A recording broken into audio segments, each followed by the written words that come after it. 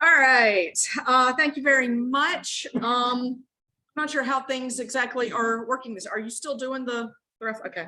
Well, come on up, Greg. Guess and raffle. I was just waiting to be called on. Well, and I looked at to the table and you weren't back there, and I wasn't sure. We'll help you through. Not my monkey, not my circus anymore. Okay. Yeah. Yes, / visiting Rotarians / prospective members. Mark, you want to introduce your guest? Yes, sir, I do. Boy, Griffin's known better to you all than I am. I fully understand that as the former mayor, former manager of this club, and former state senator. But I will bet you that I may have known you a little. 48 years ago, I was a cadet at Fort Bragg, North Carolina, having all sorts of fun. And I met, at that point, Major Griffin. He was the new assistant ROTC professor at Lake Forest. And so since then, he has been my friend. I have had the pleasure of knowing him, working for him, and listening to what he had to say.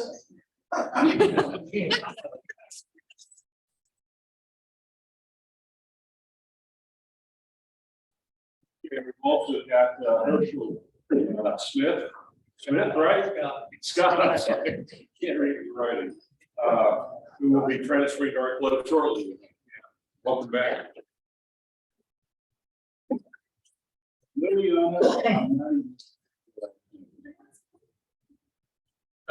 Kovachev.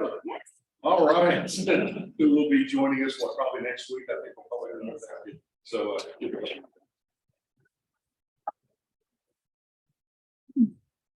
I have Liliana draw a ticket and hand it to me. Okay. Ticket ending in 947. Yes.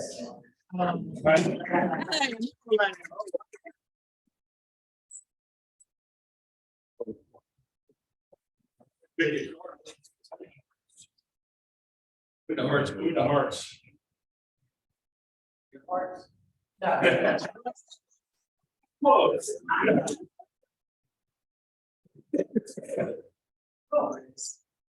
Thank you, Greg. All right.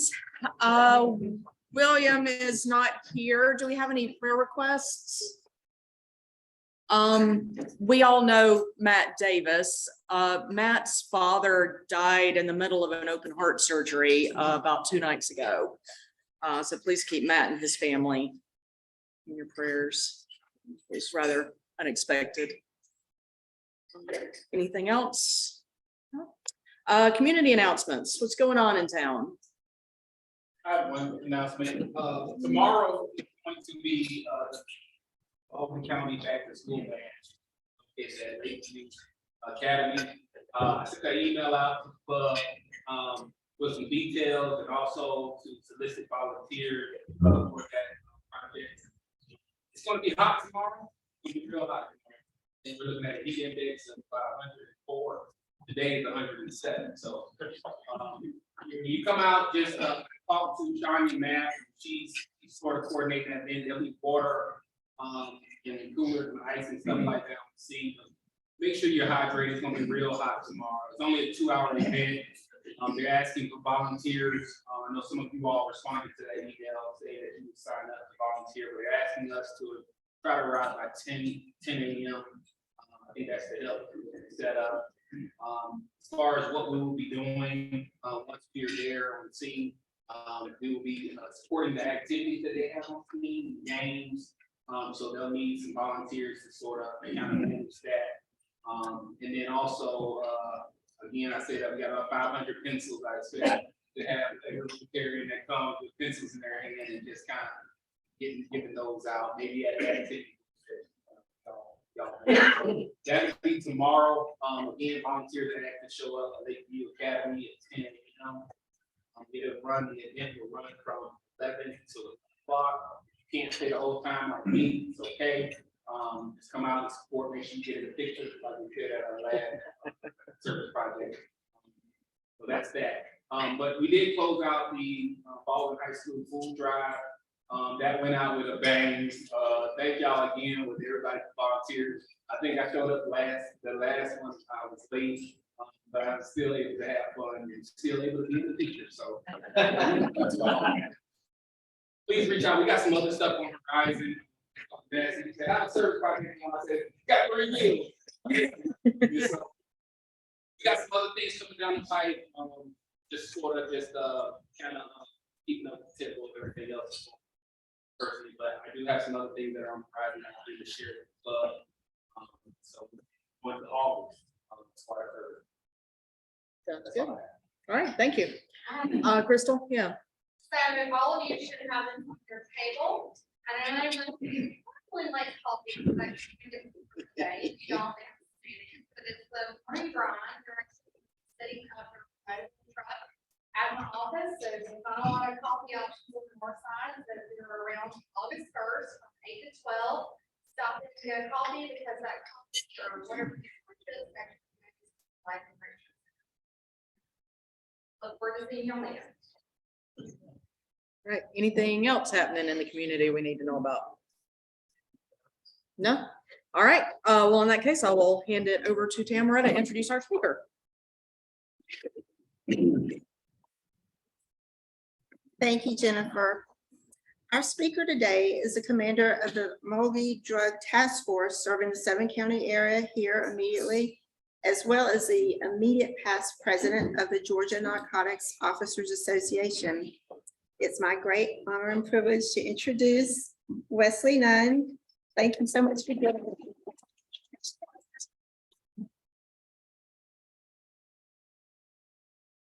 Thank you for the invite. I always appreciate coming to the Rotary Club. I think the first time I came to Milledgeville in '96, the Rotary Club was one of my first speaking engagements that I went to. And it's always an honor to come and speak to you. Bill, happy birthday. Thank you. Wanted to start out, I was in Bojo's the other day and sitting there drinking some coffee, and there's 2 gentlemen, I say older gentlemen, but I look at myself, they're about the same age, sitting next to us, and they're drinking coffee. They were talking about there's no public land to hunt on. They were big turkey hunters, couldn't find any land to hunt on. And so I just was listening, and there was a younger boy that came over to him and said, I heard you talking about public land not being able to hunt. And they said, yeah, it's hard to find. He goes, no, sir, it's all public land. It's just how fast you can run. So running, that's what we do in my office. We're putting out fires every day. Again, I am the commander of the Milledgeville Task Force. 8 counties surrounding Baldwin County. Baldwin County is our fiduciary, which means they take all the money in from CJCC. That's out of Atlanta. It's called the Criminal Justice Coordinating Council. A chunk of money from the government goes to all 50 states, and Georgia gets a portion of this money. They fund drug task forces, drug courts, the courts itself, and a host of other things with that. Our money has dwindled down from several $100,000 throughout the year. So it's just we're holding on and doing what we can. We're very lucky. The county of Baldwin, they give us the building we're in. We've moved our office from the old jail over to the old health department, if you know where that is, next to we're right next with Grady Ambulance right there, and we share an office with GEMA in there. And Baldwin County gone in and fixed up our office. It's great. They really did a good job, and I appreciate Baldwin County doing that. With that though, when the tornado came through not long ago, it hit our office. We were lucky. It's the old brick building. It was his office. It's not going to blow down. But an office next door to us in the brickyard, the roof blew off and hit our building. So we got some damage, water damage in our office. So they're repairing that. There was a little outside building, the whole building, it blew away. So the county now is working with the insurance companies and all looking at it. And it's going to be a big price tag to get this all fixed. Again, we work under this federal grant. The money comes in once a year to us, and a chunk of money. It pays nothing but the salaries in our office right now. The counties that we do have, I've got Wilkinson, Hancock, Twiggs, Johnson, Jefferson, Washington County, and Lawrence. So I'm responsible for the drug investigations and the investigations, what they find out in the street. If they need help on part of their drug investigations, we'll go in and help them collect evidence and for the prosecution for this. And in my office, you got the commander, and I've got two agents, we call our agent narcotics agent, two agents from Baldwin County assigned to me that Sheriff Massey sent over. I've got one from Washington County sent to me, and one from Lawrence County. Just last year, we had an addition of Department of Corrections. They sent an investigator over to me. So that's what's in my office right now. And you're thinking, got 8 counties and that many people, it's put out the biggest fires. That's what we're doing right now. And with that, the whole task force, we work with real close with the Drug Enforcement Administration, DEA out of Macon, and also the FBI office out of Macon. The FBI office out of Macon has sworn all of our agents, including me, as I call them junior FBI agents. So we're task force agents under the FBI in Macon if they need help on investigations, wire intercepts or anything like this. I'll tell you an investigation that we just concluded about a year ago. The wheels of the justice system roll real slow, but in federal court, just last Thursday, we had some pleas in federal court on a Title III investigation that we were working. Title III is a wiretap. We sat in the office and listened to the cell phones, and we can only do this with court order. And it takes about that much paperwork for a U.S. judge to look at it and said, all right, I'm going to grant you authority where you can listen to someone's cell phone. And there's certain parameters when we listen to a cell phone, what we have to do. We can listen to all the drug information. We can't listen to the doctors and the clients. We can't listen to the attorneys and the clients. We have to be minimized or minimize the phone calls. So you have to listen real carefully what you're listening to.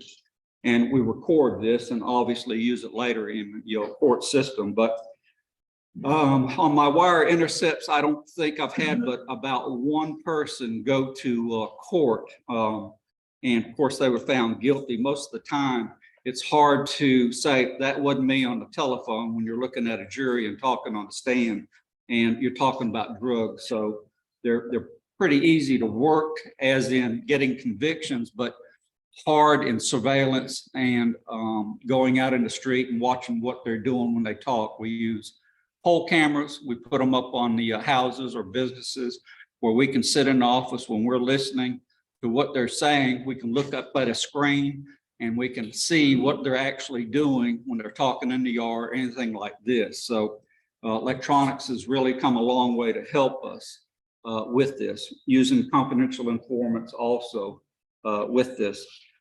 Just last week, we had a case, Jarvis Havier pled guilty in federal court, 30 years. Nicholas Cervez, he was a Mexican male out of Gwinnett County. This is the stash house where this wire led up to. And they went up there with our office and we executed a search warrant and got drugs out of the house. He received 22 years. Arterial Marshall, these are all locals now, 8.5 years. Perry Miller, 5 years. Lamont Jackson, 4 years. Alicia Nugent got 7 years. Ann Collins, 6 years. And the beauty about going with the federal court system versus the state system is the state system, they put you on probation. If you're real good, they're going to let you out in a certain amount of time because there's only so much room in the state prison system. They want to get you back out on the street. The federal system, 30 years, you're doing it door to door. When you were given 30 years, you're doing 30 years. There's no parole. So I love it when we go to federal court and someone pleads out to 25 months, 50 months, or something like this. That means door to door for me. Drug wise, what we're looking at, obviously methamphetamine is the huge drug of choice today that we're seeing here. Methamphetamine goes for about $200 an ounce. A year and a half ago, not even a year and a half ago, for an ounce of methamphetamine, we were paying $1,500. And going back to your school days, 1 ounce, it's 28 grams to an ounce. And what they do is they break this down after they're putting the new fentanyl drug into it, or carfentanil. The fentanyl drug is what we see and what you see in the paper, people dying of overdoses. If you'll get a salt shaker on your table and put it out on the table, that 1 grain of salt of fentanyl that size would put everyone out in this room. That's what it would take. In my law enforcement career, I would have never thought that I would have to issue my agents and carry myself Narcan because of accidental exposure to a drug. When these police officers are out on the street, or us, and we find powder or something in the car, in the home, or we testing in the office, that one small little part could put you out. Knock on wood, we have not used it in our office yet, but I've known several departments that have used the Narcan in the police departments. We get a report, I get one from the Department of Health on all the overdoses that happen around the state and in our area. I particularly want to know in my area if we have a hot spot of overdoses. I know I've got a problem. A shipment has come in and we're looking at this. And everyone says, well, how is the fentanyl getting here? The biggest thing is you got FedEx, you got UPS, and you got the US mail. If that doesn't work, you go to Atlanta and pick it up. Atlanta, Georgia is your #1 distribution point for drugs in the United States. And that's where you go to get all your drugs. What is Atlanta? An hour and a half, hour, 45 minutes, that far away. And they're picking up kilos of this, getting good prices. They're bringing it back and they're cutting it up and extending their drugs to a lot further to make money on this. The prices of drugs, marijuana. Right now, the marijuana, it's not like the marijuana all of us used to see in college or high school or something like this. Marijuana now is 97, 98%. And you're seeing in the news, just like I am, the marijuana, let's pass it and let's let everybody have it and everything. Wesley Nunn, I'm telling you, that's not a good idea. I've seen too much of it hurt people. They get addicted to marijuana, and you can get addicted to it. You're getting 98, 97% marijuana in your system. Not only that, we have in these stores you go into, you see all the stores, you see the hemp products, you see the lollipops and this type of stuff.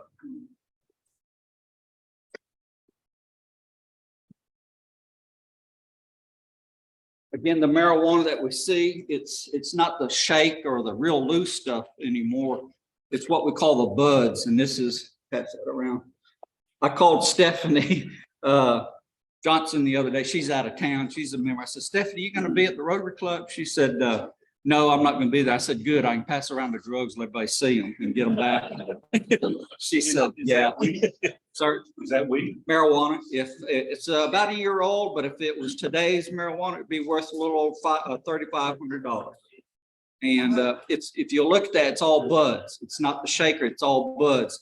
And the reason is everyone's going indoors now, hydroponics, and growing this stuff. It's so much easier to do this.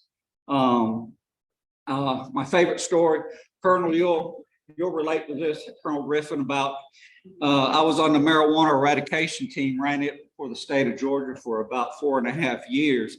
And I had a brand new pilot with me with the National Guard, Jerry Perry. And Jerry went up with me and I said, it was in the morning. I said, Jerry, turn the helicopter around. I was observing And he said, what's wrong? I said, I smell it. He said, do what? Yeah. I said, I smell the marijuana. The rotor wash is so strong, we'll push that up and I could smell it. We turned around, we found a field of marijuana. He said, dang, that's great. So that evening, this is bad. That evening, military, they have to wear a big helmet when they fly the helicopters. So I got a few leaves of marijuana and I put it in his helmet and didn't tell him. And we're flying the next day. And as it got warmer and warmer, and the sun got out, he kept turning that helicopter right and left. And I said, Jerry, what are you doing? You're making me sick. Why are you going so, left and right and all? He said, I smell it. I can't find it. He never let me live that down, but he almost made me sick flying that helicopter that day.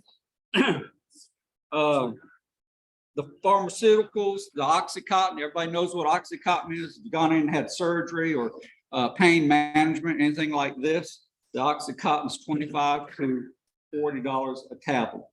So your extra Oxycontin and drugs like this, don't put them in the trash or anything like this. Be aware of where they are in your house. If you have visitors, people go in, they steal them out of your medicine cabinets and this type of stuff.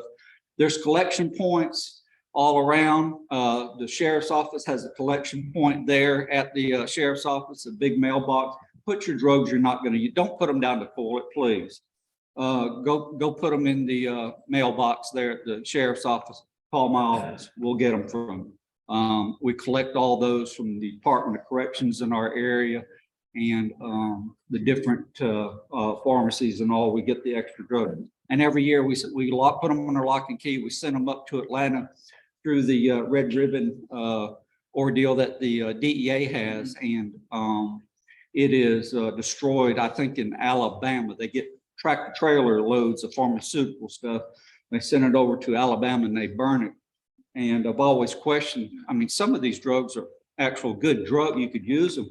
I said, why don't we send them overseas to Haiti or these countries that could use them and all, but the government won't do that. It's like Wayne in my office, Wayne Johnson with the GEMA in my office. He has about 40 cases of water in the office in the hallway. I said, why don't you give this out? He says, we're not allowed to.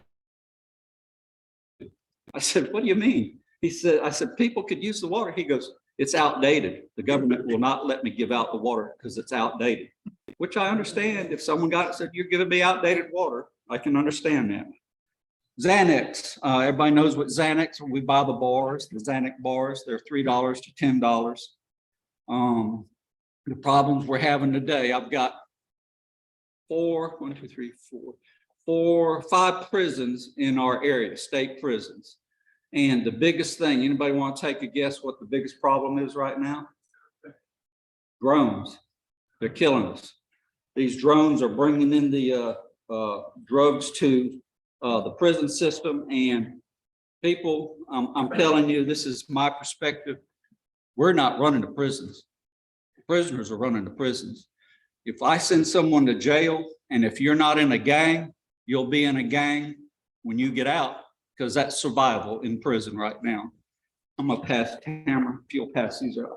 This is a picture I'm gonna pass out here. This was 2 days ago from Department of Corrections. They went into 2 pods.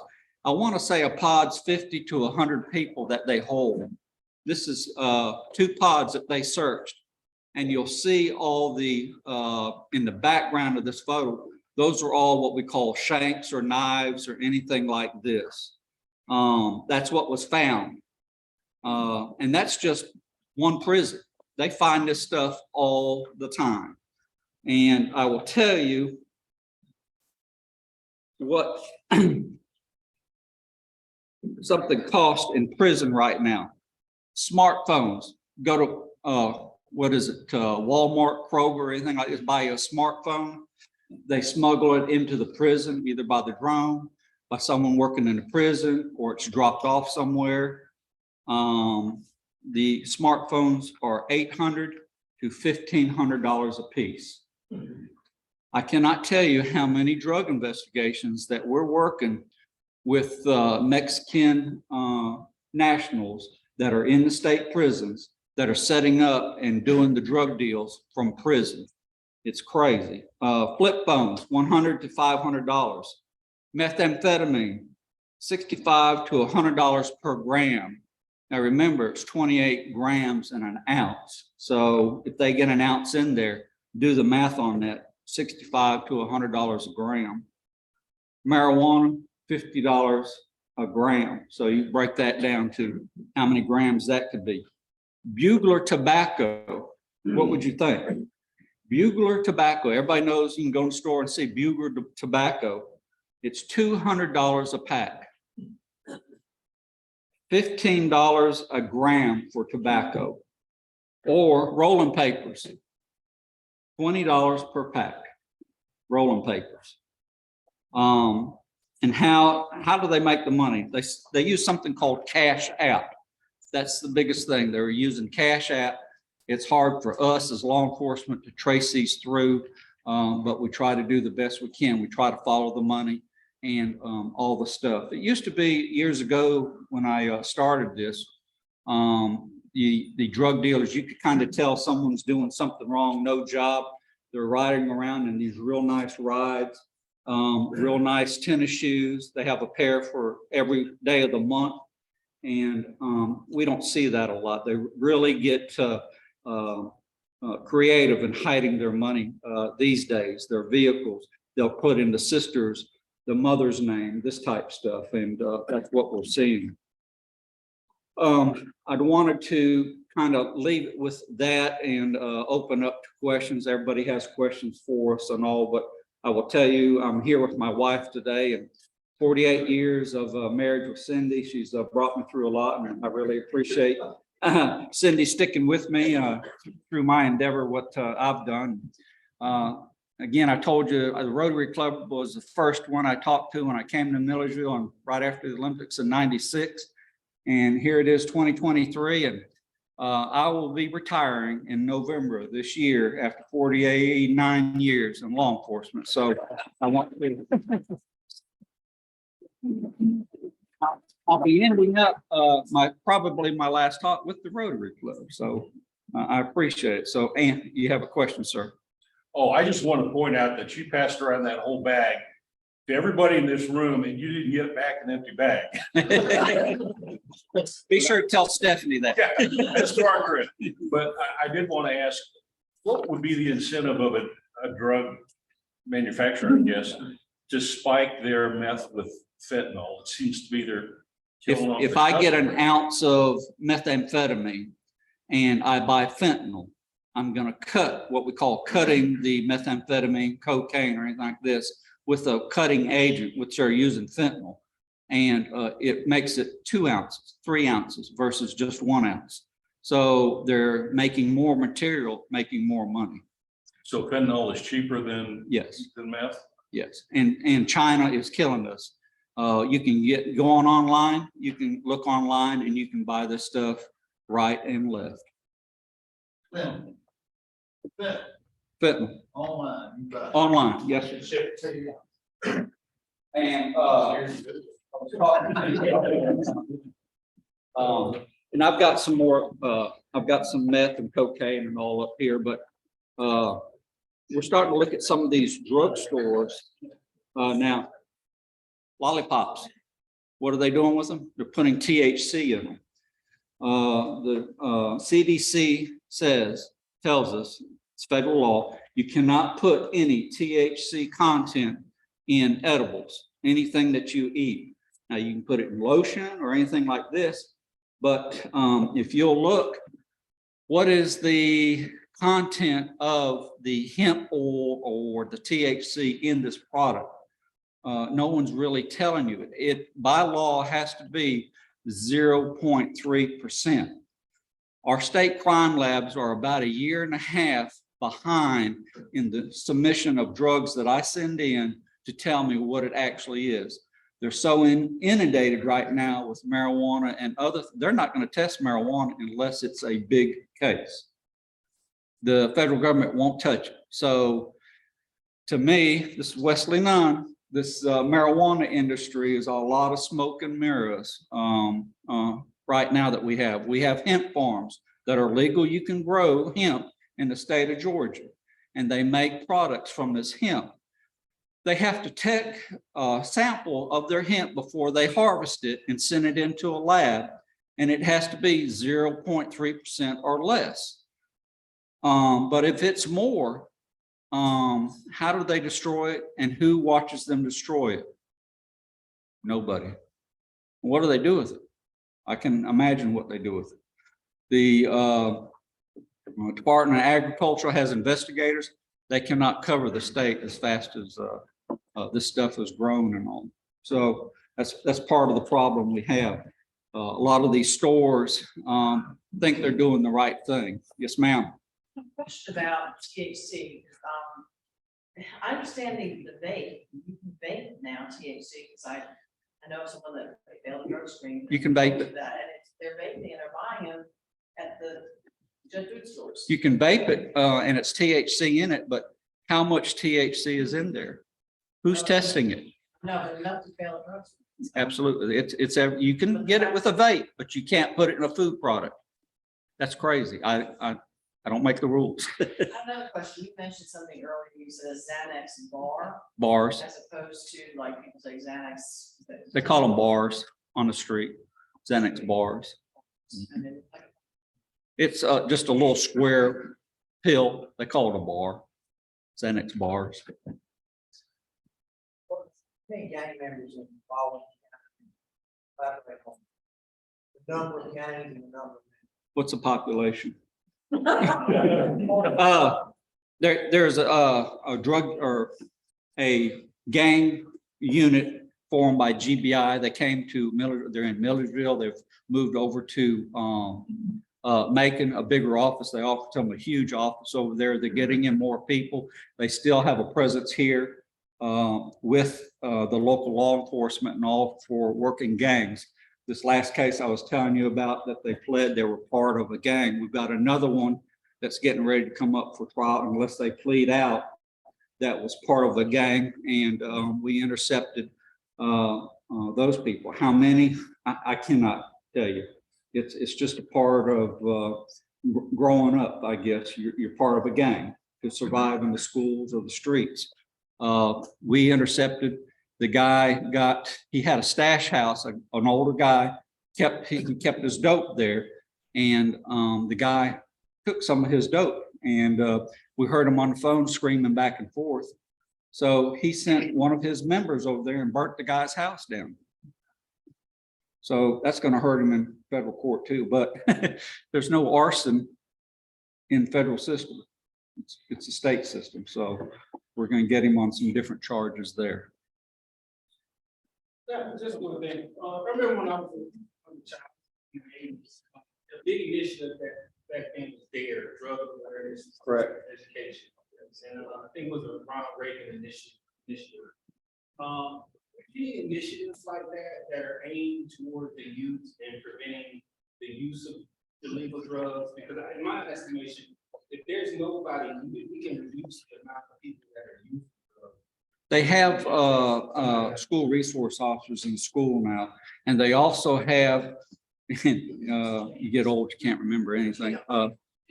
What is it? The champs in the school that sheriff's department runs, and it's a real good program. It's kind of like the DARE thing. It fell out after DARE. The champs came in, they sent an officer, investigator into a school, and they talked with the students and this type of stuff. No, where that fails though, just to your point, it's a 6th grade program. Children at that point aren't really there, you know, it should probably be more of an 8th grade, 9th grade program. Because that's what decisions are changing and they, you know, so I'm not saying that's, but yeah, they're all cute, wonderful 6th grade, and it's good to get in there lovely, and oh, they're such good kids, but that's not when they're looking into drugs typically. Now, when you got you've got children at home, you've got both parents working and they're home by themselves. There's not a lot for them to do during the summer times, this type of thing. So they get out in the street and wander around. Just a week or so ago, we had a 15-year-old shot here in town. I've never seen anything like it. How many people carry a gun in your car? How many people lock it up in your house at night? You know where everybody gets their guns? The gang members? They go break in your car.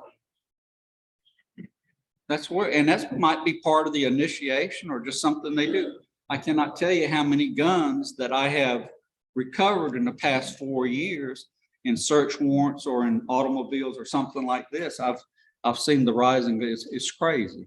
Not only the small handguns, but the big guns. Questions? Well, again, I thank you. Appreciate it. It's always fun to come talk to everyone and answer questions. I do have some real meth and cocaine and stuff up here. If you'd like to look, I'll put it over here. Look at it. We're safe here. Well, thank you. Thank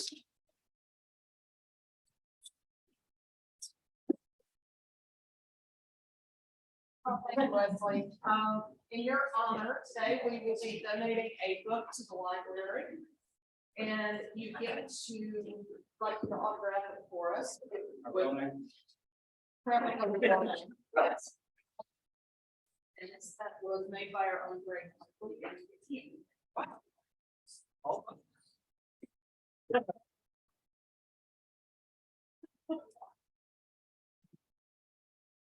Right. Okay, don't forget to go to the back to school bash tomorrow. If you can be there to help at 10 a.m., that would be great. If not, just show up anytime between 11 and 1. Good. Go get some coffee from Crystal on August 1st. And Floyd, Herschel, and Liliana, thank you very much for being here. Look forward to seeing you again. And I don't have a quote.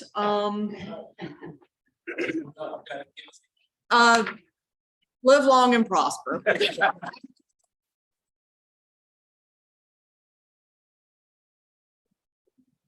Ring the bell.